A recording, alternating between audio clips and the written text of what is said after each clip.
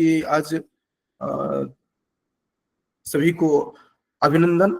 आज के इस कार्यक्रम में वस्तुतः यह कार्यक्रम निरंतर अपने गति से गतिमान रहा है और चूंकि तकनीकी धरातल पर यह हम लोग उपस्थित होते हैं आभासी पटल पर, इस कारण से थोड़ी समस्याएं मध्य मध्य में आती रहती है, लेकिन उसका समाधान कर पुनः हम लोग आगे बढ़ते हैं और इसी कारण से कभी कभार प्रतीक्षा करनी होती है। तो अब विलंब न करते हुए साक्षात हम इस कार्यक्रम में प्रवेश करते हैं और कार्यक्रम का प्रारंभ हमेशा निर्विघ्न समाप्ति हो और साथ ही साथ बेहतर तरीके से कार्यक्रम को आगे ले जाया जा सके जो समाज के लिए उपयोगी हो और जो भी यहाँ पर नवागंतुक होते हैं, जो भी नए शोध के प्रति आकृष्ट होते हैं, जो शोध आयामों पर अपना दृष्टिपात करते हैं, ऐसे जो नवोन्मेषशाली प्रतिभा वाले दर्शक गण हैं, वो कुछ न कुछ यहाँ से सीख कर जाए, इसी अभिप्सा से यह कार्यक्रम संचालित होता रहा है। और आज पुनः इस कार्यक्रम में एक नए सोपान में हम लोग आज प्रवेश किए हैं और यह सुव्यवस्थित रूप से हो और लोग इससे अधिक लाभ ले सकें, इसी मंगल कामना के लिए हम रोजी गुहाई से निवेदन करते हैं कि वो मंगलाचरण प्रस्तुत करें। रोजी गुहाई। सर्वेभ्यो नमो नमः।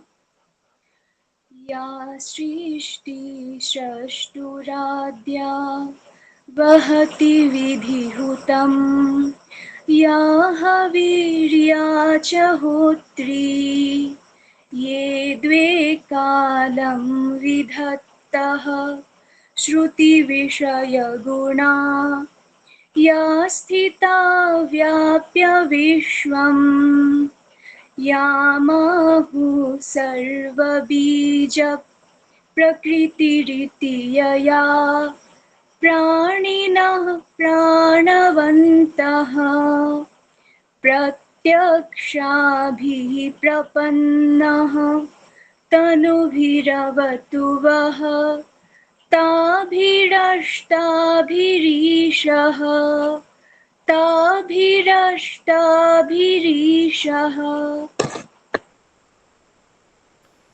धन्यवाद रोजी। हम सभी इस कार्यक्रम से पूर्व परिचित हैं क्योंकि यह कार्यक्रम संस्कृत क्षेत्र में क्रियमाण करिष्यमाण जो कार्य हैं उनको जनमानस के लिए उपलब्ध करवाता है वैश्विक पटल पर। यही बात ध्यान में रखते हुए 15 सितंबर 2020 से निरंतर यह कार्यक्रम चलता रहा है पाक्षिक रूप से और यह अपने 54वें पुष्प को आज प्रस्तुत कर रहा है। इसमें मूल रूप से जो विद्वानों को बुलाया जाता है उनमें विशेष ध्यान ये रखा जाता है कि उनका व्यक्तिगत कंट्रीब्यूशन हो, समाज के प्रति व्यक्तिगत योगदान हो, क्योंकि आज हम कहीं पर एक अध्यापक के रूप में होते हैं या किसी विशेष दायित्व में होते हैं तो हमारी नैतिकता होती है, वहां पर हमारा दायित्व होता है जो कि आप उस कार्य को संपादित करें, क्योंकि उसके लिए आपको वेतन मिलता है या कुछ विशेष सुविधा मिलती है।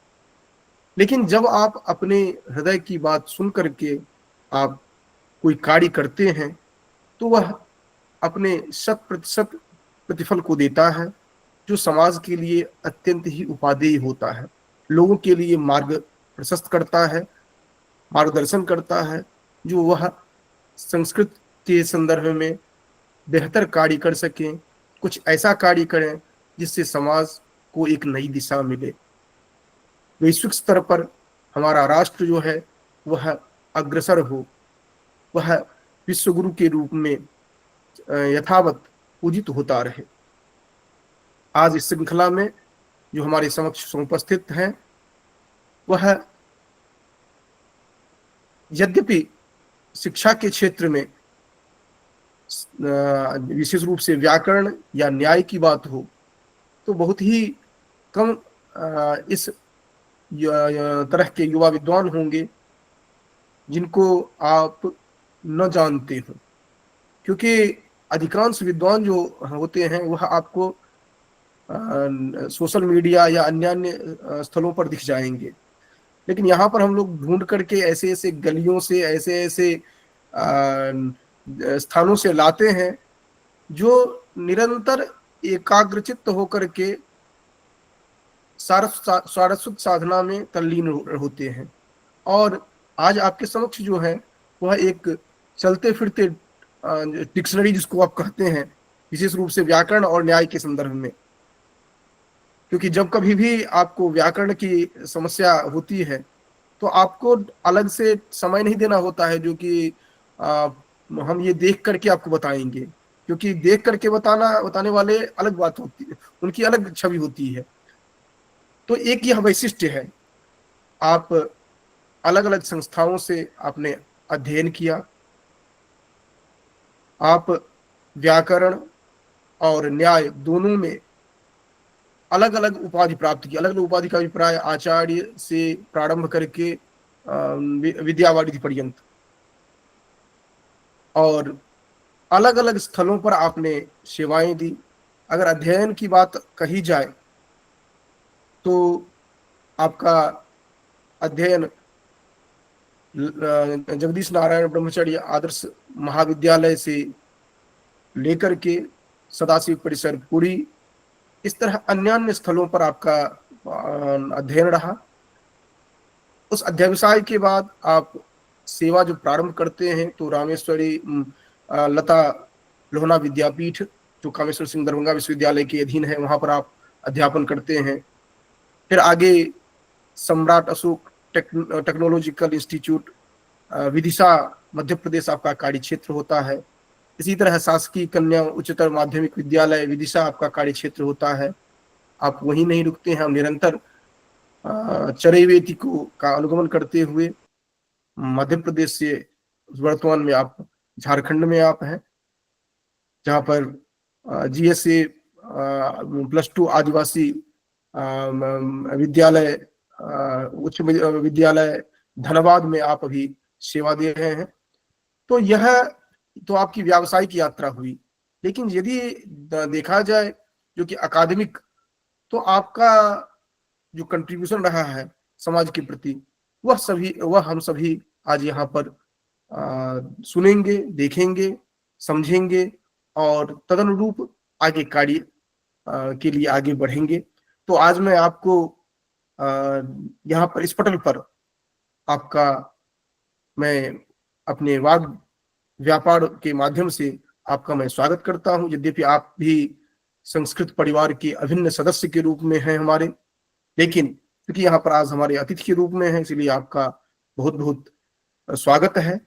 साथ ही साथ यहाँ पर जो अन्य दर्शक के रूप में यहाँ पर जो विद्वान साथ ही साथ प्रशासक गण विद्यमान है उनका भी स्वागत है। जैसे कॉर्पोरेट मंत्रालय से के निदेशक श्री पवन मेहता जी यहाँ पर हैं, महेश पारिक जी यहाँ पर हैं। इसी तरह अन्य हैं जिनका मैं साक्षात परिचय नहीं यहाँ पर प्रस्तुत कर पा रहा हूँ। सुधा श्रीवास्तव जी हैं, रति सिंह हैं, प्रीति है, इस तरह अन्य अन्य जितने भी हैं उन सभी का मैं एक तंत्रीण स्वागत करता हूँ। और साथ ही साथ चूंकि ये रिकॉर्डेड फॉर्म में अनंत काल तक यह विचरण करता रहेगा YouTube पटल पर, तो जब भी आप सुन रहे हो उस समय के लिए आपका स्वागत। और मैं बस आपसे अपेक्षा यही रखूंगा जो आज जो चर्चा होती है उससे आप कुछ इस तरह सीखें जो समाज को दे सकें, अपने लिए नहीं। अपने लिए तो आप अपने स्तर पर आप अपने जगह पर पहुंच चुके हैं, लेकिन विशेष रूप से समाज को कुछ दे सकें इसी निमित्त। तो हमने बहुत चर्चा इस संदर्भ में की, क्योंकि बहुत देर से तकनीकी समस्या को लेकर के हम लोग जूझ रहे थे, और होते होते यहाँ पर यह कार्यक्रम सुव्यवस्थित हो सका। अब मैं यह माइक हैंडओवर करता हूँ डॉक्टर दीपिका दीक्षित महोदया जी को, क्योंकि आप इस कार्यक्रम के मुख्य संयोजिका के रूप में इसे संभाल रही हैं। और आप सभी जानते ही हैं कि प्रत्येक राज्य से राज्य संयोजक यहाँ पर हैं, तकनीकी सदस्य हैं, यहाँ पर तकनीकी प्रतिनिधि हैं, यहाँ पर अंतर्राष्ट्रीय प्रतिनिधि जो आज अभी नहीं जुड़े हुए हैं, अलग अलग 4 राष्ट्रों से अंतर्राष्ट्रीय प्रतिनिधि हैं संस्कृत अंतर्वीक्षा के। तो जैसे ज्योत्सना महोदया है, आप विशेष रूप से आज आमंत्रित थी, क्योंकि आप मध्य प्रदेश राज्य की संयोजिका हैं, और आज के अतिथि जो हैं वो मध्य प्रदेश में पूर्व सेवा दे चुके हैं।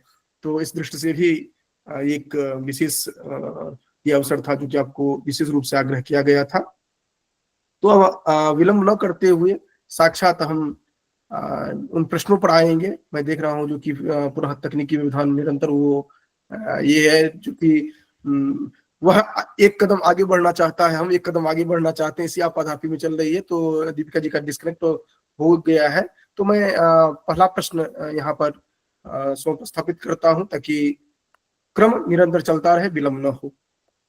तो जैसा कि प्रथम प्रश्न हमेशा से जिज्ञासा के रूप में रखा जाता है, ताकि आपका एक परिचय भी उनके मुख से हो सके, यह है जो जिज्ञासा के रूप में इस तरह से हम प्रस्तुत कर सकते हैं कि आज के जो अतिथि हैं वह इस बात को हम सबसे साझा करें कि उनकी अध्यवसाय यात्रा कैसे प्रारंभ हुई, और इस अध्ययन अध्यापन की यात्रा में उनको क्या क्या सम विषम स्थितियों को देखना पड़ा।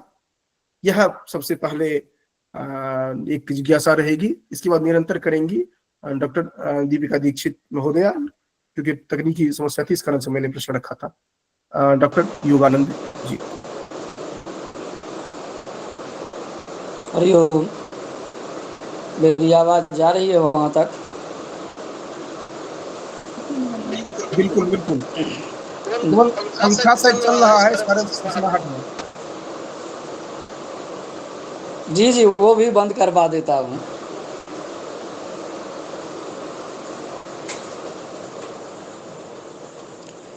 अपार करुणा वरुणालय कृपा सिंधु भगवान महेश्वर को प्रणाम करता हूँ, एवं जहाँ से आरंभ करूँ वह इतना जड़ नीचे में है कि बस थोड़ा सा केवल दिग्दर्शन देता हूँ। आज जो जिनकी सन्निधि में मैं यहाँ पर बैठा हुआ हूँ, डॉक्टर विपिन झा जी, एकदम स्पष्टतया कहना चाहता हूँ कि इनके परिवार का, चूँकि भाई साहब के पिताजी का मैं शिष्य हूँ, प्रोफेसर डॉक्टर सदानंद झा जी का सीधा सीधा एकदम उनका चेला रहा हूँ। तो एक पारिवारिक संबंध है, वो भिन्न विषय है। और भाई साहब का इतना नमक खिलाया हुआ है कि शायद आज भी मुझे लगता है कि 2-4 जन्म में पूर्ति नहीं हो पाएगी। इसके लिए आभार। और मेरे जैसे क्षुद्र प्राणी को भी पता नहीं कहाँ कहाँ से फ़ोन मिला करके कि हाँ ये करना है, ऐसे करना है। और ये पहली बार नहीं हो रहा है। एक बार हम लोग बेंगलोर भी गए थे, और वो भी इन्हीं की कृपा थी कि धक्का दे दे करके सदाशिव परिसर से वहाँ तक ले गए कि जाना है। लेकिन एक बड़ी मज़ेदार चीज़ है, और इसलिए मैं वहीं से मुद्दा शुरू कर रहा हूँ चर्चा का विषय, कि अक्सर क्या होता है हमारे जीवन में कि जो छोटे बच्चे हैं, और संस्कृत में लगभग मेरा जो अनुभव रहा है, 2 प्रकार के लोग इसमें आते हैं। या तो एकदम से हाई क्वालिटी के परिवार से आते हैं जिनको शौक से संस्कृत पढ़ना है, उनकी इच्छा है कि मेरे यहाँ इंजीनियर, डॉक्टर, इन लोगों की भरमार है, इन लोगों की कोई कमी नहीं है, बड़े बड़े दिग्गज पहले से पढ़े हुए हैं, और मेरे परिवार से एक संस्कृत का व्यक्ति होना चाहिए। इस दृष्टि से बच्चे आते हैं। अथवा डैश डैश वो स्थिति रहती है, तब इस फील्ड में आते हैं। मेरे साथ में एक दुविधा ये रही कि जब मैं बिहार बोर्ड से मैं 10th किया, बचपना की यदि बात करें तो यूपी से, चूँकि मेरे पिताजी यूपी में रहते थे, LKG यूकेजी उस हिसाब से मैंने किया है। मेरे पिताजी स्वयं मैथमेटिक्स से MSc, मेरे यहाँ सारे के सारे अंग्रेजी के विद्वान, मेरे दादाजी अंग्रेजी के उस समय अंग्रेज के ज़माने में 10th इत्यादि पास किए थे। तो ये पृष्ठभूमि रही है। अब प्रश्न ये खड़ा हुआ 10th में कि क्या करें, केमिस्ट्री लें, चूँकि 2 मुख्य मेरे विषय रहे हैं। केमिस्ट्री में भी मेरी अच्छी रुचि थी और इधर दूसरा संस्कृत में।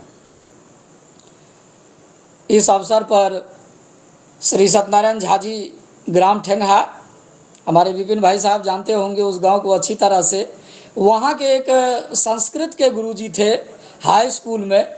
और सही बात यही है कि उन्हीं की प्रेरणा से मैंने व्याकरण विषय भी लिया और उन्होंने फिर श्री जगदीश नारायण आदर्श महाविद्यालय लगमा में आकर के मेरा नामांकन करवाया, श्री सत्यनारायण झा जी।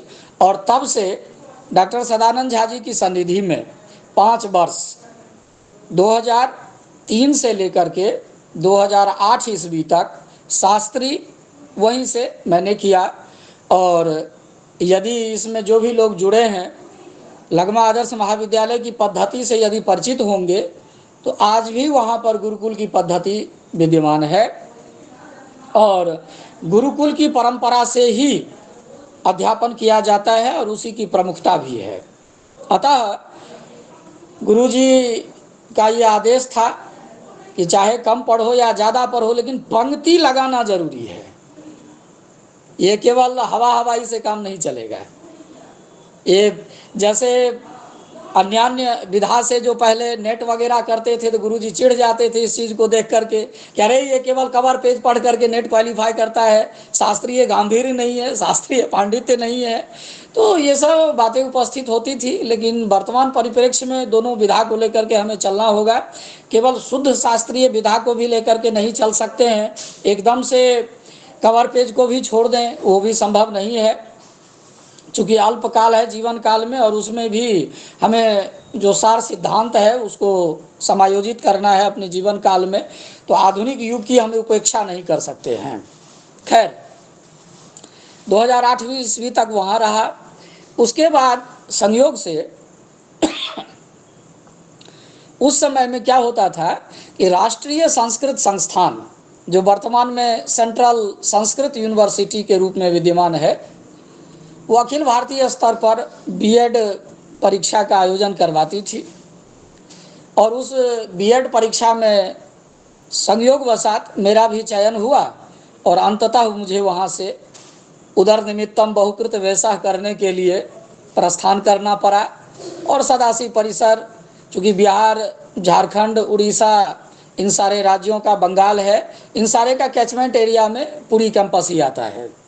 और पूरी परिसर में फिर मेरा नामांकन हुआ और तब से वहाँ पर फिर एक गुरुदेव मिले, आदरणीय गुरुदेव विद्यमान हैं, साहित्य अकादमी से सम्मानित है और अत्यंत श्रोत्रिय कुलभूषण के रूप में प्रतिष्ठित हैं, प्रोफेसर उदयनाथ झा जी। साहित्य में बहुत सारा उनका कार्य किया हुआ है, तकरीबन 200 से ज़्यादा ग्रंथों की उन्होंने मौलिक और संपादन के रूप में कार्य किया है। और साथ ही साथ ये बता दें कि प्रोफेसर राधा वल्लभ त्रिपाठी जी के वो अभिन्न मित्र हैं। अब इससे आप अंदाज़ा लगा सकते हैं कि उस कोटि के विद्वान हैं। और उनकी सन्निधि में जो कुछ मैंने वहाँ पर प्रारंभ किया, नई, एकदम शुद्ध नई यात्रा थी।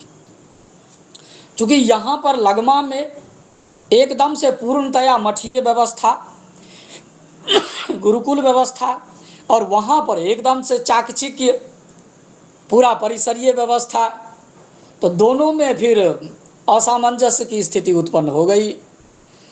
और जब मैं बीएड कर रहा था उस समय की जो शिक्षण पद्धति थी, माफ़ करेंगे बहुत सारे इसमें बीएड वाले भी होंगे, मैं भी बीएड किया हूँ, लेकिन वहाँ पर लगा कि केवल बस ऐसे गप गप चल रहा है, शास्त्रीय विधि से इनका कोई लेना देना नहीं है।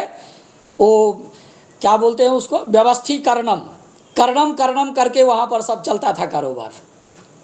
तो कर्णम शुरू में मुझे पसंद नहीं आया, और ये गतवान, हैवान, शैतान, पठितवान, ये सब भी अपच हो रहा था, बिल्कुल भीतर घुस नहीं रहा था कि एक तरफ से एक वतु प्रत्यय का भरमार, वही सारे वाक्य, उन्हीं चीज़ों को बार बार दोहराना, बड़ा अजीब टाइप सबका अनुभव हुआ। खैर, लेकिन जो वहाँ के थे बोले कि एक साल में 2 महीना बीत गया है, 10 महीना है, 10 महीने जैसे तैसे काट लो, एग्जाम दे दो, नमस्कार करके चले जाना। इधर हम लोग ठहरे शुद्ध एकदम आसन पर बैठने वाले लोग, कि आसन गुरुजी एक तरफ, चेला एक तरफ, गुरुजी बाँच रहे हैं, फिर वो शास्त्रार्थी पद्धति से अध्ययन अध्यापन की प्रणाली थी वहाँ कठिनाई का अनुभव अवश्य हुआ। और ये केवल मेरा अनुभव नहीं है, शास्त्रीय पद्धति से जो बच्चे जाते हैं बीएड करने के लिए, एमएड करने के लिए, प्रायः सबकी यही व्यथा है, क्योंकि वहाँ पर सिस्टम ही बिल्कुल अलग हो जाता है। उसके बाद फिर गुरुजी को मैंने कहा, उदयनाथ झा जी को, कि गुरुजी अब मुझे यहाँ पर मन नहीं लग रहा है, बीएड हो गया, जो भी होगा भाग्य में देखा जाएगा, मैं लगमा में ही जाकर के आचार्य वगैरह करूँगा, वही मेरे लिए बहुत अच्छा है, बहुत अच्छा लग रहा है वहाँ। अब यहाँ एक चीज़ को मैं स्पष्ट करना चाहूँगा, जो कि वर्तमान पीढ़ी के लिए अत्यंत आवश्यक है। मेरा जो वैयक्तिक अनुभव रहा है, और मैं समझता हूँ कि लगभग कम या ज़्यादा सारे लोगों का कुछ न कुछ जीवन काल में इस तरह की परिस्थितियाँ आती है। अब देखिए कि केवल यदि हम ग्रंथों का अध्ययन कर लें और वृत्ति की प्राप्ति नहीं हो तो भी समस्या है, क्योंकि करना तो पड़ेगा कुछ न कुछ। भूखे भजन न हो ही गोपाला, ले लो अपनी कटनी माला, पुरानी कहावत है। तो इस परिस्थिति में अब असमंजस की स्थिति उत्पन्न होती है आज की पीढ़ी में, कि एक तरफ जहां शास्त्रीय पद्धति है, तो जो शास्त्रीय पद्धति से पढ़ते हैं, कुछ प्रांतों को यदि हम छोड़ दें, तो खास करके उत्तर भारत में इस तरह की समस्या मुझे देखने के लिए आ रही है। अभी भी वही स्थिति है, बहुत ज़्यादा बदली नहीं है। एक आध व्यक्ति डॉक्टर विपिन झा जी जैसे हो जाते हैं, जो ऑलराउंडर हो जाते हैं संस्कृत में भी और टेक्नोलॉजी में भी, नहीं तो जिनको एकदम दुर्वचनेची की व्याख्या आती है, उनको यदि आप दे दे कंप्यूटर चलाने के लिए, तो कंप्यूटर सी से शुरू होता है या के से शुरू होता है पता नहीं। वास्तविकता कहीं न कहीं है।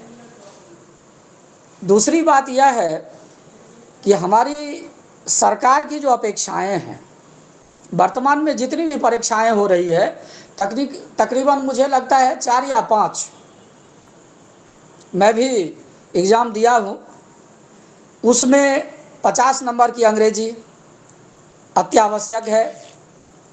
और उस हिसाब से चाहे अंग्रेजी हो, टेक्नोलॉजी हो, तो बस निष्कर्ष ये हमें कहना है कि हमारे जितने भी बच्चे हैं वो किसी भी इंस्टीट्यूट में पढ़ें, कम से कम 25% समय, यदि 50% न दे सके तो मैं तो कहूँगा कि 50% अपना जो आपका स्वशास्त्र है, जो भी आप पढ़ रहे हैं, व्याकरण पढ़ रहे हैं, न्याय पढ़ रहे हैं, अच्छी बात है, उसको आप अवश्य पढ़िए। लेकिन 50% जो आपका समय है, टोटल आप समय का एक आकलन कर लीजिए। और ये मैं पर्टिकुलर उन बच्चों के लिए बोल रहा हूँ, उन छात्रों के लिए बोल रहा हूँ जो भविष्य में वृत्ति प्राप्त करना चाहते हैं, क्योंकि वृत्ति सबके लिए आवश्यक है। तो हमें वह जो 50% समय मिलता है, उसका 25-25 में बंटवारा कीजिए, और 25% समय आप अंग्रेजी के लिए दीजिए और 25% समय आप टेक्नोलॉजी के लिए दीजिए। वर्तमान परिवेश में यदि आपको अंग्रेजी और टेक्नोलॉजी का बिल्कुल सामान्य ज्ञान नहीं है, तो माफ़ कीजिएगा, पहले के समय में बोलते थे कि जो पढ़ा लिखा नहीं है वो मूर्ख है, लेकिन वर्तमान में जिसको अंग्रेजी और टेक्नोलॉजी का ज्ञान नहीं है वो भगवान भरोसे है।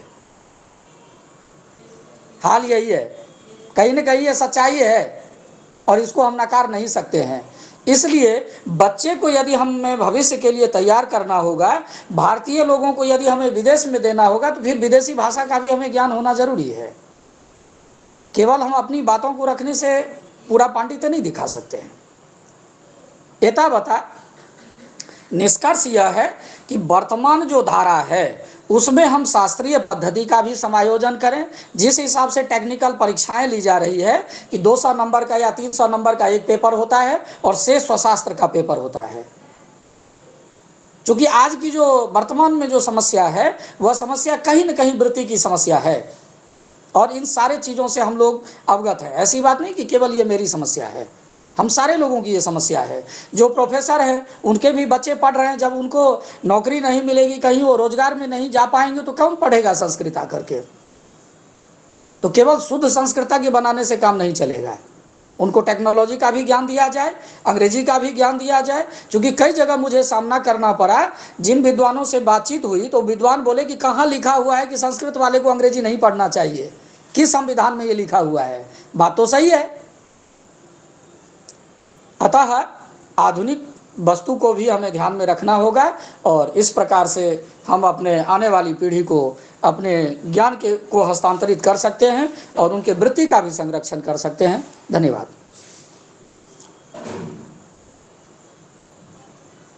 बहुत बहुत धन्यवाद महोदय। और सबसे पहले मैं क्षमा प्रार्थी हूँ क्योंकि कुछ नेटवर्क समस्या की वजह से मैं अपना वीडियो नहीं ऑन कर पा रही हूँ। तथापि हम इस श्रृंखला में अग्रिम जो है अगले पड़ाव पर चलते हैं। जैसा कि अभी आपने अपने परिचय में ही संबद्ध किया, और उससे पूर्व भी आप जैसा कि बता रहे थे, तो उस आशय में केवल मैं निष्कर्ष रूप में यहाँ पर पंक्ति उद्धृत करना चाहूँगी। ना रत्नम अन्विष्यति मृग्यते ही तत्। रत्न किसी ग्रहणकर्ता को नहीं ढूंढता है स्वयं, बल्कि वह औरों के द्वारा ढूंढा जाता है। तो ऐसे रत्न स्वरूप आज हमारे मध्य में आप अतिथि विद्यमान हैं हमारे मध्य में, और जो व्याकरण और न्याय के प्रकांड विद्वान भी हैं। और इसी क्रम में महोदय मेरी जो द्वितीय जिज्ञासा है वह यह है कि आपने व्यक्तिगत स्तर पर भारतीय संस्कृति और देववाणी निमित्त किन कार्यों को क्रियान्वित किया है, कृपया संक्षेप में हम सभी के साथ।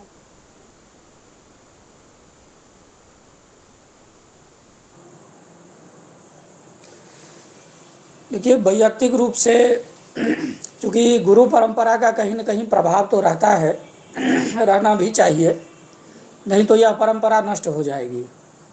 शास्त्रीय पद्धति में, न्याय शास्त्र में विश्वनाथ शास्त्री दातार गुरु जी की परंपरा का मैं छात्र हूँ। चूँकि उनके शिष्य हैं प्रोफेसर महेश झा जी, और उनसे जो विधिवत कुशासन पर बैठ करके जो अध्ययन किया जाता है, हेत्वाभास का और अवयव गादाधरी का, दोनों ग्रंथों का मैंने अध्ययन किया। तो ये हुई गुरु परंपरा की बात। और वैयक्तिक स्तर पर छोटे छोटे कार्यों से भी, कहते हैं ना कि छोटे छोटे कार्य भी कभी कभी हमें ऊंचाई तक पहुंचा देती है। इस प्रकरण में कई बार महाविद्यालय में अध्यापन करने का मौका मिला। अभी भी जहाँ कहीं भी मुझे बुलाया जाता है तो वैयक्तिक रूप से यही मेरा आग्रह रहता है कि केवल ग्रंथ को पढ़ लेने से संस्कृति का संरक्षण नहीं होगा। एक लाइन में यदि मैं कहना चाहूँगा तो केवल यह निष्कर्ष है मेरा कि आचारवान भव, आचारवान भव, आचारवान भव, आचारवान भव, वो त्रिधा उच्चरित वाली स्थिति है। केवल परोपदेशे पांडित्यम से काम नहीं चलने वाला है। चूंकि परोपदेशे पांडित्यम तुरंत पकड़ में आ जाता है कि ये व्यक्ति केवल प्रवचन दे रहा है, आंख मूंद करके उपदेश देना बड़ा सहज है, आचरण करना बड़ा कठिन है। इसलिए मेरे हिसाब से सबसे पहले अपने आचरण में उतारना आवश्यक है। और जितना तक संभव है, ये मैं नहीं कह सकता हूं कि एकदम हरिश्चंद्र का मैं अपराध हूं, लेकिन जितना मुझसे बन पाता है भरसक मैं प्रयास करता हूं कि अपने आचरण में उन चीज़ों को लाऊं। सांस्कृतिक पक्ष में जो चीज़ मुझे स्वयं अच्छा नहीं लगता है, उस प्रकार का व्यवहार दूसरे के साथ में भी करना पसंद नहीं करता हूं, और अन्य से भी वही अपेक्षा रहती है। धन्यवाद। और इसी क्रम में मेरी बहुत जिज्ञासा है। महोदय, वस्तुतः व्याकरण के जो व्यवहारिक एवं व्यावसायिक पक्ष से समाज कैसे प्रभावित होता है? एक उदाहरण स्वरूप यदि हम सभी के समक्ष आप प्रस्तुत करेंगे तो हमारे साथ कई छात्र जुड़े हुए हैं, तो उन तक एक संदेश यह पहुंच पाए, इसके लिए आपसे अनुरोध है महोदय।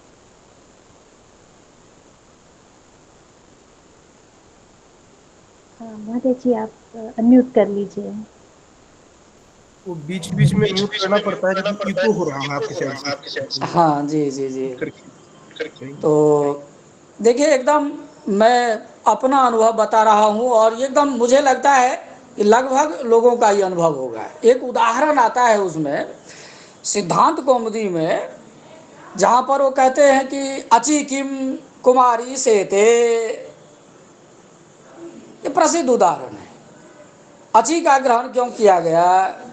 कुमारी सेते। अब परिस्थिति ये आ गई है कि कुमारी को सुलाना नहीं है। कुमारी सेते कहने से छात्र पलायते।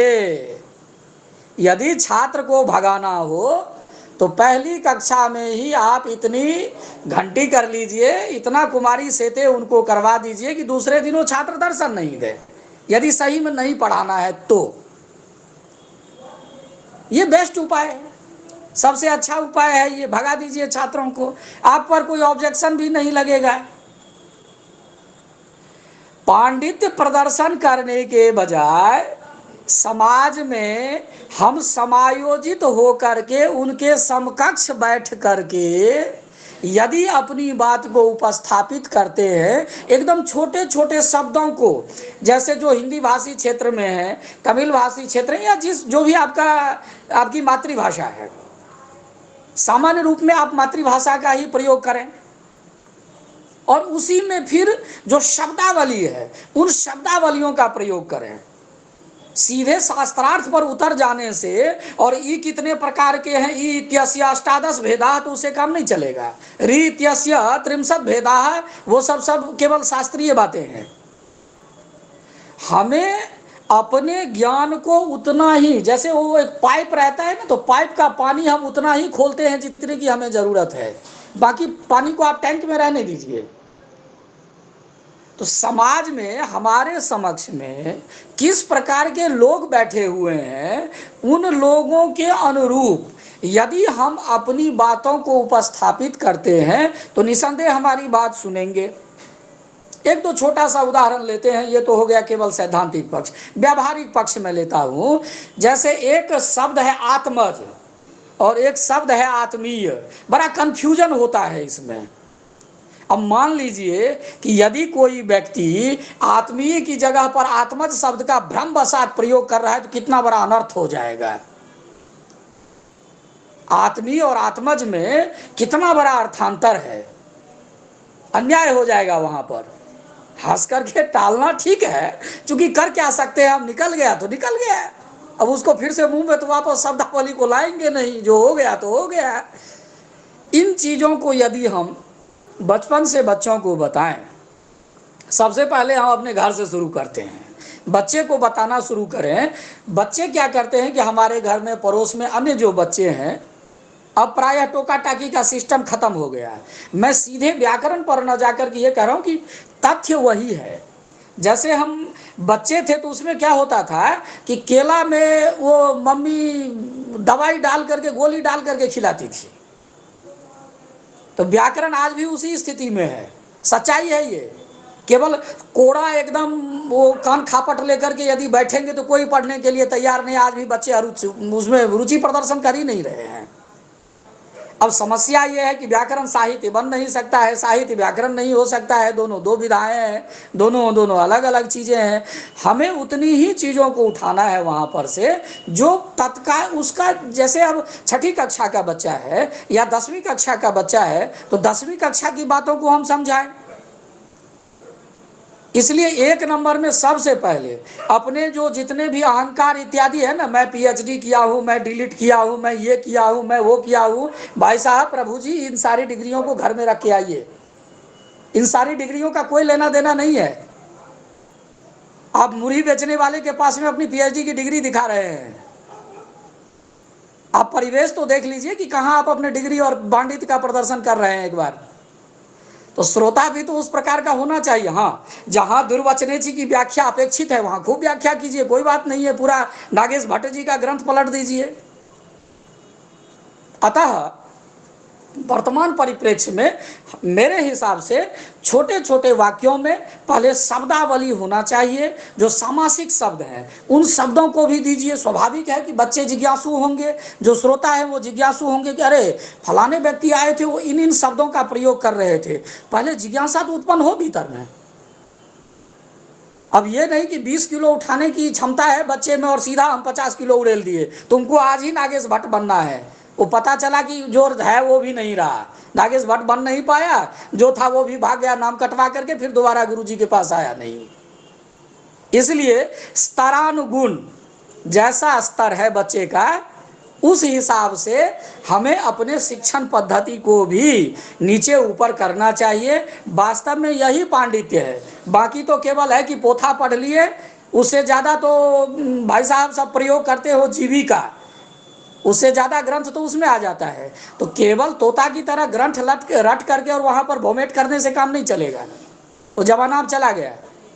परिणाम ये होगा कि संस्कृत के सारे बच्चे जनरल में चले जाएंगे, कोई संस्कृत लेना नहीं चाहेगा कि अरे इनकी बात हमें समझ में आ नहीं रही है, जबरदस्ती का दिमाग का दही बना रहे हैं, पका रहे हैं हमें बैठा करके क्लास में। तो स्तर भी हमें देखना पड़ेगा।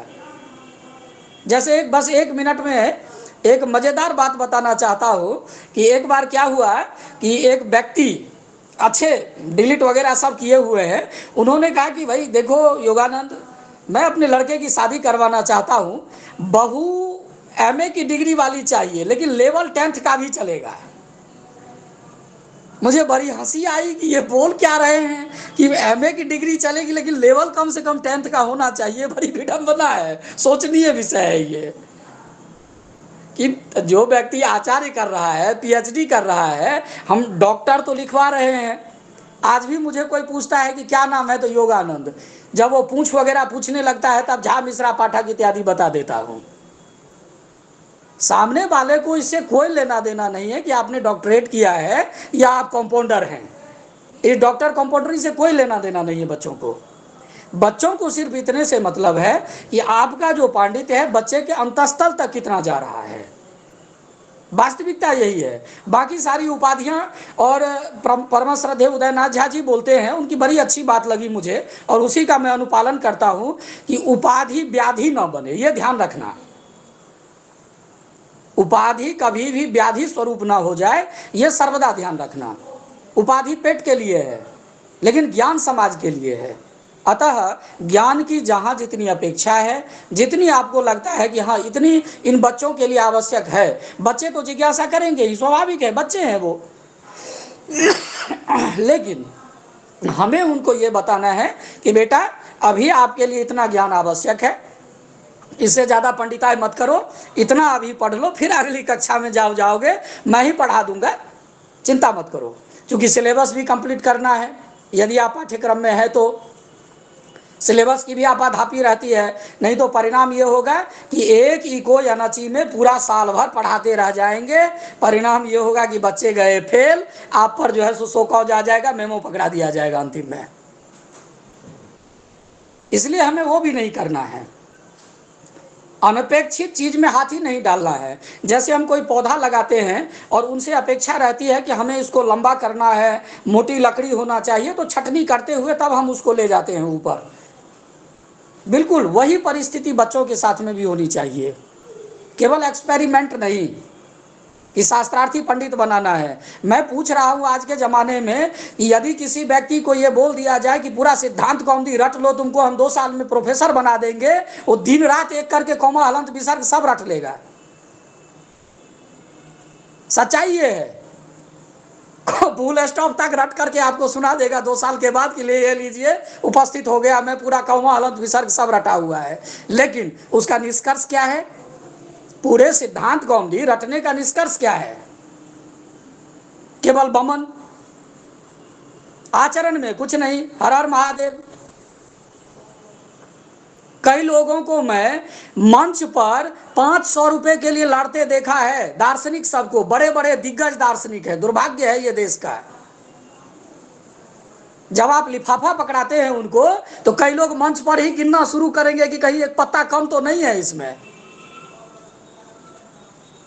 वहां पर कष्ट हो जाता है कि दर्शन, सबको पता है कि ये धरती ये है, ऐसे है, सब है, लेकिन दो मूली यदि हमारे उखाड़ ले कोई, तो हम गाली देना शुरू कर देते। ये तो है हमारा आचरण। हम यहां पर आकर के अटक जाते हैं। उपदेश बड़ा सहज है, इसलिए उपदेश करना है, आचरण में ज्यादा लाना है। बच्चे को ज्यादा से ज्यादा, ये इतनी चीजें जरूरी है। अभी अगली कक्षा में जब जाइएगा, 30 से आगे आप अध्ययन कर लेना। उससे और ऊपर जाना तो उससे और ज्यादा अध्ययन कर लेना। ये नहीं कि प्रारंभिक कक्षा में ही हम सारा सिद्धांत गौंदी उसको रटवा दें। जी नहीं, अनपेक्षित बातें हैं ये। इन चीजों को हमें सावधान होकर के काम करना होगा। और व्यावहारिक तौर पर छोटे छोटे वाक्यों का प्रयोग करके आप हिंदी बोले या अपनी मातृभाषा बोले, उसमें संस्कृत निष्ठ शब्दों का प्रयोग करें। ये प्रारंभिक स्तर हुआ है। और विद्वानों के लिए कोई ग्रंथ अछूता नहीं होता है। जब बच्चा बोधगम्य बच्चे को हो जाएगा कोई विषय, तो फिर आपको केवल हल्का सा धक्का देने की जरूरत होगी कि ये चैप्टर है, ये सूत्र है, खुद व्याख्या पढ़ करके आपको आ जाएगा। बाल मनोरमा, तत्वबोधिनी इत्यादि, आप उसकी व्याख्या कर दीजिए। आपकी इतनी कर्तव्यता वही हो जाती है। बस प्रारंभ में डराना नहीं है, उसको पाणिनि पतंजलि का उपदेश नहीं देना है। अभी हम आधुनिक युग में जी रहे हैं। जिस युग में जी रहे हैं, हम सामान्य मनुष्य हैं। सामान्य मनुष्य की तरह हमें आचरण करना है उन बच्चों के साथ में। जी हाँ, धन्यवाद। आगे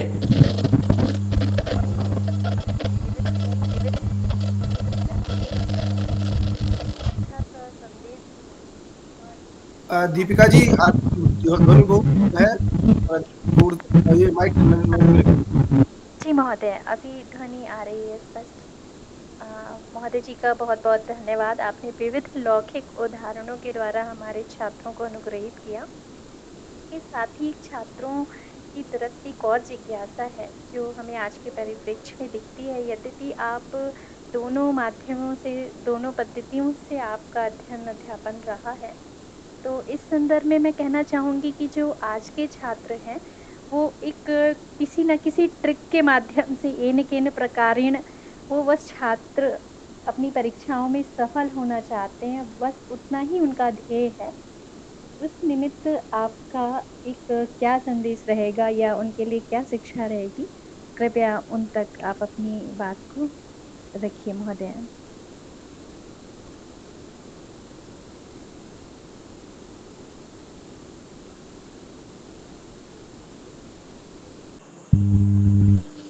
जी, मैं आचार्य पतंजलि को यहाँ उपस्थित करना चाहूँगा। हेलो, हमारे व्याकरण शास्त्र में अंतिम प्रमाण के रूप में आचार्य पतंजलि को माना जाता है। ये सारे लगभग वैयाकरण मानते हैं कि अंतिम प्रामाणिक वैयाकरण आचार्य पतंजलि हैं ऋषि परंपरा में, और लौकिक परंपरा में आचार्य नागेश को। आचार्य पतंजलि की पद्धति को यदि हम देखें तो बिल्कुल छोटे छोटे वाक्यों का उन्होंने प्रयोग किया है, और एकदम लौकिक उदाहरण से उन्होंने स्पष्ट किया है। और मैं भी लौकिक उदाहरण ही यहाँ प्रस्तुत करना चाहूँगा। सूखे पत्तियों की आग बहुत देर तक नहीं रहती है। सूखे पत्ती में जब हम आग लगाएंगे तो लगता है बड़ा एकदम कि लगेगा कि बाप रे बाप, एकदम पूरी आग की लपट चल रही है, लेकिन बस जैसे ऊपर उतने ही स्पीड में नीचे भी उसकी स्थिति बनती है। लेकिन अंगीठी वाली जो आग है वो धीरे धीरे धीरे धीरे सुलगती है, लेकिन बुझने में भी उतना ही समय लगता है। वही क्रम विद्या का भी है। शनै पंथा शनै कंथा शनै पर्वत लंघनम शनै विद्या शनै वित्तम पंचैतानि शनै शनै। एकदम से हाई स्पीड में हमें नहीं भगाना है और ना भागने का प्रयास करना है। कारण क्या है कि येन केनापि प्रकारेण, हम एक परीक्षा तो पास कर लेते हैं, पद पर भी आ जाते हैं, लेकिन एक समाज में प्रचलित कहावत है, उस कहावत की चरितार्थता यहाँ हो रही है कि विद्वान रोता है तब तक जब तक उसको पद की प्राप्ति नहीं होती है, लेकिन जो मूर्ख व्यक्ति तब तक रोता है, जिंदगी भर रोता है पद पर जाने के बाद। पद पर बैठ तो गया, अब बच्चे आए पढ़ने के लिए, बेटा पढ़ाओ, सिद्धांत कौन दिया, अब निकालो, करो व्याख्या। अब फंसे बढ़िया से, बैठ तो गए येन के नापी प्रकार, जैसे तैसे कैसे भी करके। उसके बाद बोलते हैं गुरुजी चेला सब भी ढंग से है। चेला पहले वाला चेला नहीं रहा, अंध श्रद्धालु, क्योंकि वहां भी परिभाषेन्दु शेखर में दो प्रकार की परिकल्पनाएं दी गई है, एक श्रद्धालु वाला पक्ष है और एक कार्यकाल पक्ष भी है। वहां पर यथोद्देशम संज्ञा परिभाषम, कार्यकालम संज्ञा परिभाषम। तो आज के जो शिष्य की परंपरा है उसमें क्वचित यथोद्देशम संज्ञा परिभाषम कि अच्छा गुरुजी बोल रहे हैं तो ठीक है, कोई उद्देश्य होगा। अब ये नहीं है गुरुजी बोल रहे हैं, गुरुजी अभी बताइए कि होगा क्या। ये केवल अची कुमत और दुर्वचनीसी से काम नहीं चलेगा। इसलिए यदि सही दृष्टि में अपने आप को, अपने अस्तित्व का संरक्षण करना है तो जीवन की क्रीड़ा बड़ी लंबी होती है, लंबी प्रक्रिया है जीवन की। जैसे तैसे कैसे भी प्रकार की परीक्षा तो आप पास कर लेते हैं जो हमारे इस प्रकार के लोग हैं, लेकिन मैं कहूँगा कि भाई परीक्षा तो पास कर लीजिए, अच्छी बात है, क्योंकि बहुत सारी समस्याएं हैं जीवन में, परिस्थितियां आती है, किंतु परीक्षा पास करने के बाद भी आप ग्रंथ को अवश्य पढ़ लीजिए, नहीं तो परिस्थिति ऐसी बुरी होगी कि फिर आप समाज के मुंह को बंद नहीं कर सकते हैं। हो सकता है प्रत्यक्ष आपको कोई नहीं बोले, लेकिन कानाफूसी तो शुरू ही हो जाती है कि गुरुजी केवल सैलरी लिए हैं, पैरवी पर गुरुजी आए हैं, गुरुजी को गू का पता नहीं है। तो ये तो अभी भी वही स्थिति है। प्रत्यक्ष कौन किससे लड़ाई मोल लेगा, कोई किसी को नहीं बोलता है। लेकिन चर्चा का विषय तो है ही, छोड़िए चर्चा का विषय। जब रात को हम सोने के लिए जाएंगे तो कम से कम हमारे दिमाग में तो ये आएगा कि आज जो हम 6,000 या 7,000 एक दिन का मेरी सैलरी बन रही है, उस सैलरी के बदले मैंने बच्चे को क्या दिया।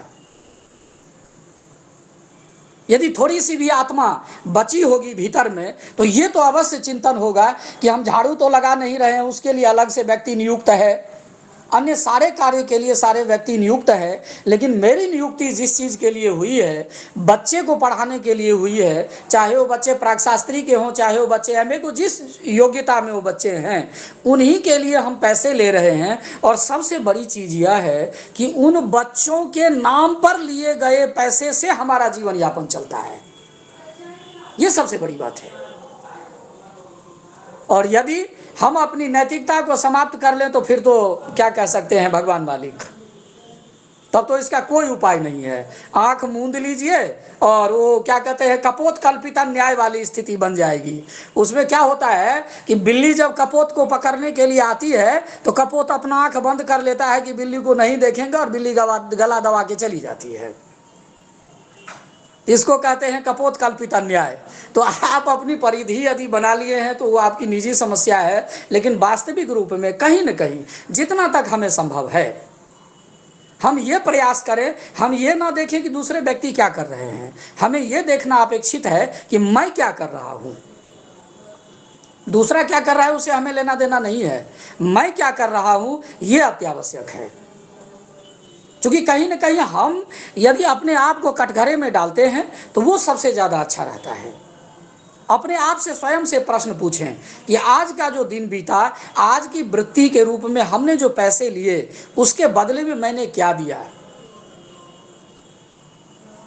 हम बड़ी बड़ी बातें करते हैं, हम यक्ष युधिष्ठिर संवाद करते हैं, हम युधिष्ठिर के बारे में ऐसी कई प्रकार की कहावतें गढ़ रखे हैं समाज में। युधिष्ठिर गए तो गुरु बोले कि गुरुजी वहाँ तो मैं तो था इसलिए मैं वो सामान नहीं ले पाया, बेचारे दुर्योधन को विलेन बना दिए। लेकिन यहाँ पर तो अनेक प्रकार के इस प्रकार के लोग मिलते हैं।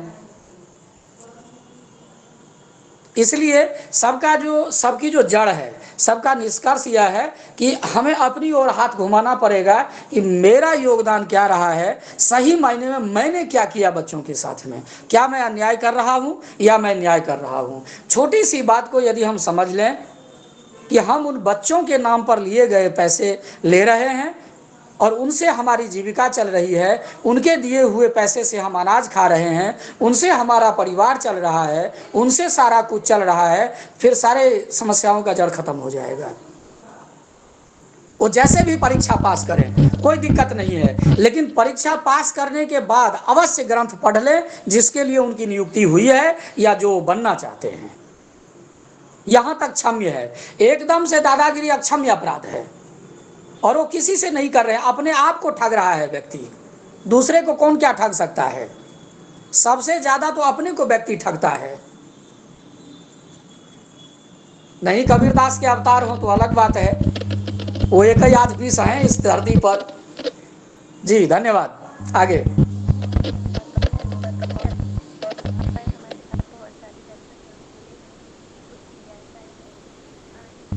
ध्वनि इस निमित्त मैं अपनी एक अंतिम जिज्ञासा यहाँ पर उपस्थापित करना चाहूँगी महोदय कि आज वर्तमान में जिस विद्यालय झारखंड में है यहाँ पर, तो वहाँ पर भी या अन्य जहाँ पर हम विद्यालय देखते हैं चाहे विश्वविद्यालय है, वहाँ पर आज भी छात्र संस्कृत एक विषय के रूप में ग्रहित नहीं करना चाहते हैं। उनका बस एक ही प्रश्न रहता है कि इससे करने से हमें मिलेगा क्या, क्या हमें ये मिल जाएगा। ओके, तो उस निमित्त आप कुछ यहाँ पर कहना चाहेंगे उनके समाधान हेतु, इस धारणा जो उनकी अवधारणा है वह थोड़ी स्पष्ट हो सके। जी महोदय। देखिए मैडम जी, मैंने आपको शुरू में ही जब मेरी वार्ता हुई थी तो मैं एक लाइन बोला था कि संविधान में कहाँ लिखा हुआ है कि अंग्रेजी संस्कृतज्ञ नहीं पढ़ें। ठीक उसी चीज को मैं विपरीत करके बता रहा हूं कि यदि हम कोरे किसी भी विषय को उठाते हैं, चूंकि सारे यहाँ पर प्रबुद्ध वर्ग जुड़े हुए हैं, कॉमर्स एक आधुनिक विषय है ना, सारे लोग जानते हैं कॉमर्स एक आधुनिक विषय है। कोई कॉमर्स वाले होंगे तो माफ कीजिएगा मुझे, क्योंकि मुझे कोई दुर्भावना नहीं है, बहुत सारे मेरे मित्र हैं कॉमर्स में। लेकिन क्या सारे कॉमर्स से एमकॉम करने के बाद बैंक मैनेजर बन रहे हैं? जी नहीं। उसके लिए आपको कॉम्पिटिटिव एग्जाम उत्तीर्ण करना पड़ेगा, एकदम अत्यावश्यक है। दूसरी बात करता हूं जिसकी सबसे ज्यादा विश्व में डंका बज रही है, अंग्रेजी की। बहुत सारे अंग्रेजी पढ़ करके नगर पालिका में झाड़ूदार भी बने हुए हैं। अंग्रेजी की डिग्री ले लेने से या अंग्रेजी पढ़ लेने से आप कोचिंग जरूर चला सकते हैं, लेकिन आप टीचर भी नहीं बन सकते हैं। प्रोफेसर की तो बात का विषय है। चूंकि शिक्षक बनने के लिए आपको बीएड पास करना जरूरी है, टेक्निकल ज्ञान होना आवश्यक है। उसके बाद इतना ही नहीं, ये नहीं कि आपने बीएड कर लिया, सीटेट कर लिया, डीटेट कर लिया, पूरे एकदम महंत बन करके बैठे हुए हैं। जी नहीं। जिस राज्य में आप भरना चाह रहे हैं या जो सेंट्रल लेवल है उसमें देना चाह रहे हैं, उसकी जो क्राइटेरिया है, उसकी जो परीक्षा की प्रणाली है, उस परीक्षा प्रणाली को आपको उत्तीर्ण करना होगा। इसमें संस्कृत भी शामिल है और मुझे लगता है कि कोई भी ऐसा राज्य नहीं है जहां पर संस्कृत शामिल नहीं हो। एक केवल डिफेंस का डिपार्टमेंट है जिसको छोड़ करके, डिफेंस में वो भी धर्मगुरु में तो जा ही रहे हैं, तो वहां तो संस्कृत वाले सबसे ज्यादा हैं। अब इधर आइए, वैदिक शास्त्र में जिस विधा में आप हैं उस विधा में आप जा सकते हैं संस्कृत पढ़ करके, अनुवादक के रूप में जा सकते हैं। टीचिंग तो हमारा अपना जो कहते हैं ना पैतृक संपत्ति, तो शिक्षण तो संस्कृत वाले की पैतृक संपत्ति है, इसीलिए सबसे ज्यादा शिक्षण ही आता है नजर में, बाकी और विधाएं नजर में आ नहीं रही हैं। आईएएस आईपीएस संस्कृत पढ़ करके भी बन सकते हैं। अब इसमें आप बोलेंगे कोई कि केवल मैं सिद्धांत कौमुदी का ज्ञान है मुझे, या पूरे मैंने व्याकरण वाङ्मय का ज्ञान कर लिया, भाई साहब वहां व्याकरण वाङ्मय की जरूरत ही नहीं है, माफ कीजिएगा। उसकी जो कैरेक्टेरिया है वो तो आप पूरी कीजिए। इसमें आपको किसने मना किया था कि आप शारीरिक हेल्थ नहीं बनाइए? किसने मना किया था कि आप टेक्नोलॉजी का ज्ञान नहीं लीजिए? किसने आपको बोला था कि आप अंग्रेजी मत पढ़िए? किसी ने बोला था क्या? पाठ्यक्रम में है कि नहीं अंग्रेजी? बिल्कुल है। टेक्नोलॉजी है कि नहीं? संस्कृत के पंडित जी जो अभी प्राक शास्त्री शास्त्री कर रहे हैं उनमें भी कंप्यूटर का कोर्स है। पढ़ने के लिए किसने नहीं बोला था? एकदम नितांत भ्रांतियां हैं और झूठ का आरोप है। ये केवल भ्रम फैलाने के लिए है। मैं पुनः ये दोहराना चाहता हूं कि हम अपने आप को जिम्मेदार ठहराएं। यहां पर हमारे सामने बैठे हुए हैं विपिन झा जी, अच्छे अच्छे कंप्यूटर वाले पानी भरते हैं इनके पास में जाकर के। प्रत्यक्ष उदाहरण दे रहा हूं। कोई आकर के इनके पास में सेखी बगाड़े कि मैं कंप्यूटर का बहुत मास्टर माइंडेड हूं, इसीलिए तो इन्होंने संस्कृत एंड टेक्नोलॉजी ही लिया, इसी भ्रांति को तोड़ने के लिए। और यह भी नहीं कि 80 साल पहले की, ऐसा भी नहीं है, वर्तमान में उदाहरण है। अब व्यवस्था ये बनती है कि हम चाहते हैं, हमारी इच्छा यदि है तो उसमें, हाँ एक चीज मैं अवश्य कहना चाहूंगा कि जो कहीं न कहीं जहर का बीज बोया जाता है, या रे अंग्रेजी ऐसा है, अंग्रेजी वैसा है, इनसे जरूर दूर रहिए और बच्चों को दूर रखिए।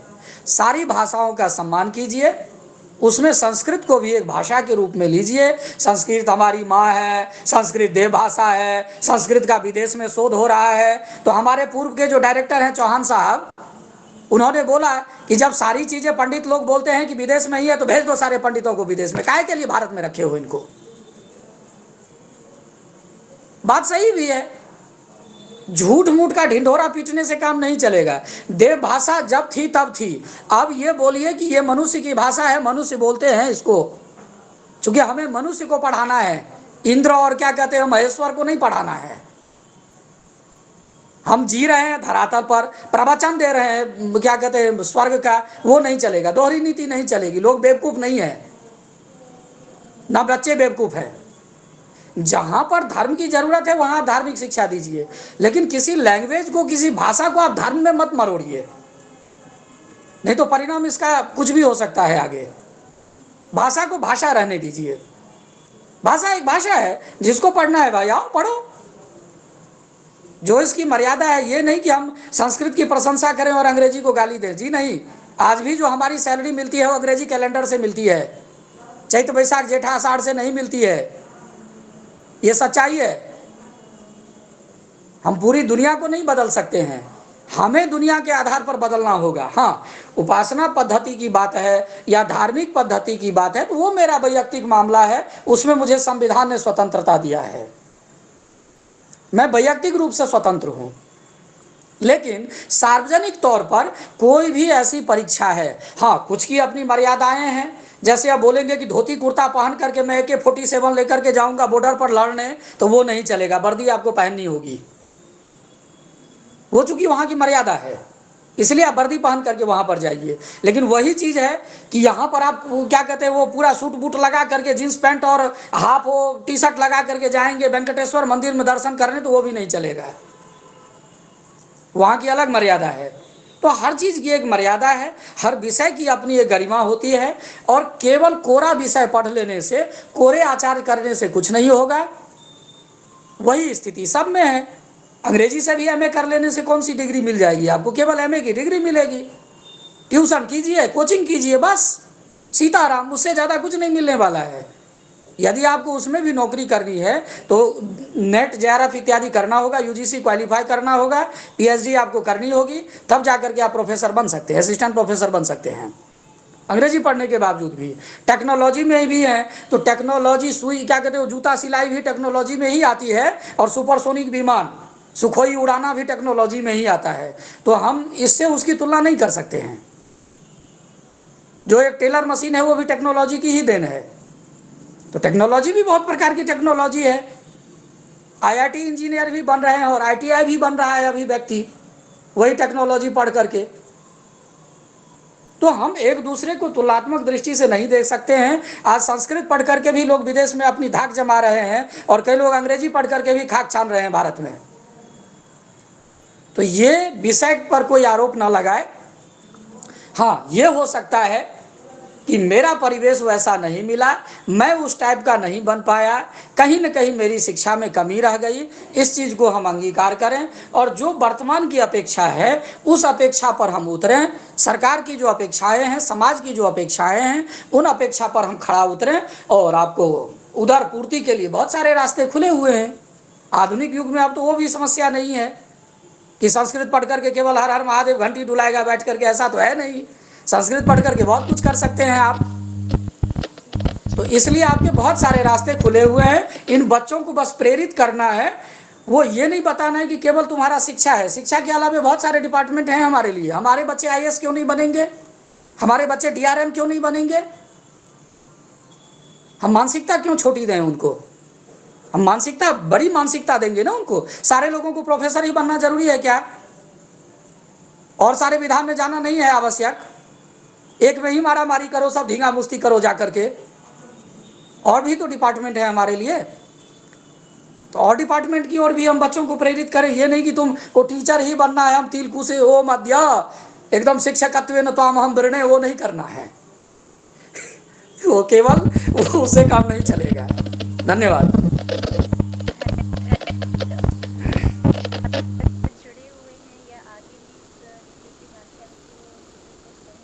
पूरा वॉइस अपनी अवधारणा को स्पष्ट कर पाएंगे, इसके लिए आपका विशेष आभार और बहुत बहुत धन्यवाद महोदय। कुछ प्रश्न अन्य भी हैं, इसलिए मैं अपने माइक को भी आदरणीय गुरुजन को सौंपना चाहती हूँ। धन्यवाद जी। महोदय, यहाँ पर एक परंपरा के रूप में रही है कि दर्शक दीर्घा से भी कुछ प्रश्न आते हैं और सामान्य रूप से दर्शक दीर्घा को यहाँ पर लॉक करके रखा जाता है। वो हमें पर्सनली मैसेज भेजते हैं और जो उसमें से चयनित होते हैं वही कुछ हम यहाँ पर रखते हैं। तो प्रश्न बहुत सारे आए हैं, लेकिन हमने इनमें से कुछ प्रश्नों को हम यहाँ पर रख रहे हैं। एक प्रश्न आया है कि संस्कृत व्याकरण को किस तरह से सहज बनाया जा सकता है, क्योंकि सामान्य रूप से इसे माना जाता है बहुत कठिन होता है। तो अध्ययन अध्यापन के स्तर पर इसको किस तरह से सहज बनाया जा सकता है, इस संदर्भ में आपका सुझाव जो है ये एक प्रश्न के रूप में है। ये सुझाव मूल रूप से है कि आप क्या सोचते हैं, क्योंकि आप व्याकरण के एक्सपर्ट हैं और प्राइमरी से लेकर के आप हायर तक को आपने देखा है, तो आप बेहतर बता सकते हैं। ये है। दूसरा प्रश्न है कि मैं एक साथ प्रश्न बता देता हूँ ताकि को क्लब करने में आसान रहेगा। दूसरा यह है जो कि कुछ संस्कृत व्याकरण subject be added as one of the subsidiary subject. हाँ, एक इनका प्रश्न है, हालांकि ये तो यूनिवर्सिटीज़ में है, जो कि वैकल्पिक विषय के रूप में संस्कृत को, ये व्याकरण को रखा जा सकता है क्या, और जो मेन सब्जेक्ट के रूप में जो रखा गया है यह विशेष रूप से भाषा के संदर्भ में क्या इसे अलग से रखा जा सकता है क्या, ये इनका प्रश्न है। उसके साथ साथ एक और प्रश्न इसी के साथ है इनका, जो कि व्याकरण का जो हम अलग से शिक्षा देते हैं वह डिफिकल्ट होता है, थोड़ा कठिन होता है। तो इसको भाषा के साथ जोड़ करके अगर इसको दिया जाए, आपने उदाहरण भी कुछ बताया था उसमें, लेकिन भाषा के माध्यम से अगर इसको दिया जाए तो ये किस तरह का रहेगा। ये 2-3 कुछ प्रश्न हैं, इनका समाधान आप करेंगे। ये प्रश्न श्री पवन मेहता जी जो कॉर्पोरेट मिनिस्ट्री में निदेशक के पद पर है, आपका प्रश्न है ये। और इसके साथ साथ कुछ आपके लिए साधुवाद और धन्यवाद का भी बहुत सारे मैसेजेस आए हैं, जो एक विशेष रूप से इसमें एक प्रियांश तिवारी करके स्टूडेंट है, वो बहुत सारे धन्यवाद और आभार मैसेज आपका भेजा है, जो आपने इतना सरल और सहज रूप से आपने भेजा है। और भी बहुत सारे हैं, लेकिन कुछ जो मुझे अच्छे लगे मैंने आपको भेजे हैं। तो अब इसका उत्तर आप देंगे युवानंद जी। प्रश्नकर्ता को धन्यवाद। बहुवचन में भी धन्यवाद, कर्ताओं को धन्यवाद, इसलिए मैंने कहा बहुवचन में धन्यवाद। देखिए, कुछ ऐसी चीज़ें हैं हमारे बीच में जिस चीज़ को आप भी समझ रहे हैं, मैं खास करके ये वार्ता प्रश्नकर्ता से कर रहा हूँ। सरकारी कुछ मामले हैं कि हमें पाठ्यक्रम में क्या लागू करना है, क्या देना है, वो सरकारी मामले हैं। क्योंकि पाठ्यक्रम अचानक तो बदलता नहीं है। हाँ, इतना अवश्य हो सकता है, ये मैं केवल उत्तर दे रहा हूँ पाठ्यक्रम के क्षेत्र में, कि भाषा के साथ में व्याकरण को पढ़ाया जा सकता है अथवा नहीं। इस प्रश्न का मैं उत्तर दे रहा हूँ। यह विषय विश्वविद्यालय का है और हमारी सरकार इस पर विचार करे कि समाज में जिस प्रकार के पाठक हैं वर्तमान में, तो उसमें जो लोग पढ़ना चाहते हैं कि भाषा के साथ में हमें व्याकरण पढ़ना है, और सच्चाई भी यही है, मेरा भी अनुभव रहा है कि व्याकरण का ज्ञान किस लिए, शुद्ध व्याकरण पढ़ करके तो कुछ होने वाला है नहीं सिवाय डिग्री के। चूंकि शुरू से ही हमें ये बताया जाता है कि शुद्ध शुद्ध बोलना, शुद्ध शुद्ध लिखना, इनके लिए व्याकरण का ज्ञान आवश्यक है। यदि हम शास्त्रीय पद्धति की बात करें तो वेदानाम रक्षार्थम अध्येयम व्याकरणम, वैदिक मंत्रों की व्याख्या हमें समझ में आए, उनके वास्तविक अर्थ क्या है। चूँकि एक शब्द के अनेक अर्थ होते हैं, उन अनेकों अर्थों को हम समझ सकें, इसलिए हमें व्याकरण आवश्यक है। यह शास्त्रीय विधि हो गई, शास्त्रीय एक पक्ष है। और हमारा जो लौकिक पक्ष है, जिसको मैंने भी अनुभव किया है, एक इसको वैकल्पिक रूप में रखा जा सकता है। क्योंकि मुख्य विषय के रूप में अभी तक भाषा विज्ञान को अलग से हमारे विश्वविद्यालय के जो अनुदान आयोग वाले हैं, जो विश्वविद्यालय का संचालन करते हैं सेंट्रल गवर्नमेंट की ओर से, तो वो उसको स्वतंत्र रूप में रखे हैं। इसका प्रस्ताव दिया जा सकता है, लेकिन ये हमारे हाथ में नहीं है, ना ही आपके हाथ में है।